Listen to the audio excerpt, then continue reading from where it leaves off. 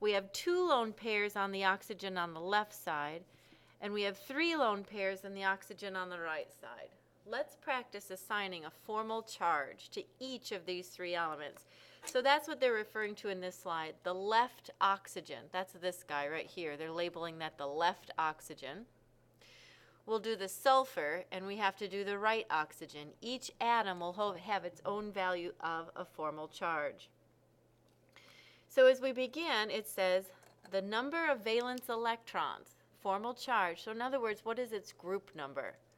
Well, oxygen lives in group 6A, and sulfur lives in group 6A.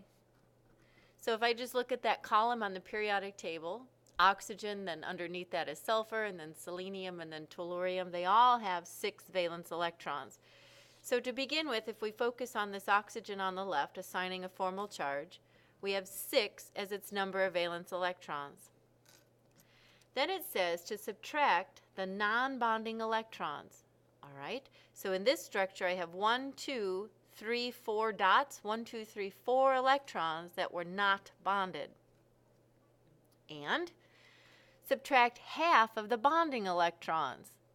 So if these are the electrons bonded to this oxygen on the left, it's a double bond. Each one of those lines represents 2 electrons. But remember, in this shared pair, I'm going to give 1 back to sulfur for each of those lines. So the first single bond assigns 1 electron to the oxygen. The second bond in the double bond assigns 1 more back to the oxygen. So cutting this in half, I get 2 electrons I'm going to assign back. So half the bonding electrons, 1/2 of 4 is 2 electrons. 6 minus 4 minus 2 gives me a formal charge of 0 on the first oxygen, and that's actually most desirable. The formal charge on this oxygen here is 0. Same strategy for the sulfur. Sulfur lives in group 6A. Its number of valence electrons is 6. We will subtract out the non-bonding pairs of electrons. See the 2 on top of the sulfur? It has 2 electrons not involved in a bond. Also subtract out half of the bonding pair. So each bonded pair represents 2 electrons, but we only give half back to the original owner. So 1, 2, 3 electrons that are involved in bonds. 1 electron from this bond, 1 more here, and 1 more here. 1, 2, 3 is 1/2 of the 6 electrons involved in a bond.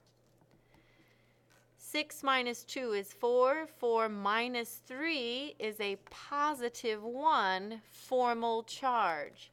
The sulfur has a formal charge of a positive 1. The right side oxygen, its formal charge will be calculated by taking the valence shell. It lives in group 6A, so it has 6 valence electrons. We subtract out the non-bonded electrons, 1, 2, 3, 4, 5, 6, and half of the bonded electrons, and there's 1 to give back to the oxygen. 6 minus 1 gives me a net negative 1. The formal charge on the oxygen to the far right is a minus 1. First oxygen was calculated as 0. Sulfur ended up with a positive 1. Oxygen ended up with a negative 1.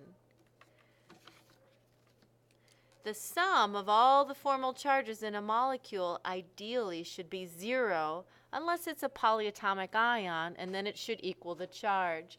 When we're doing the charge, we just take a look at the formal charge here. 0 plus 1 minus 1 gives me a net 0 as the overall formal charge.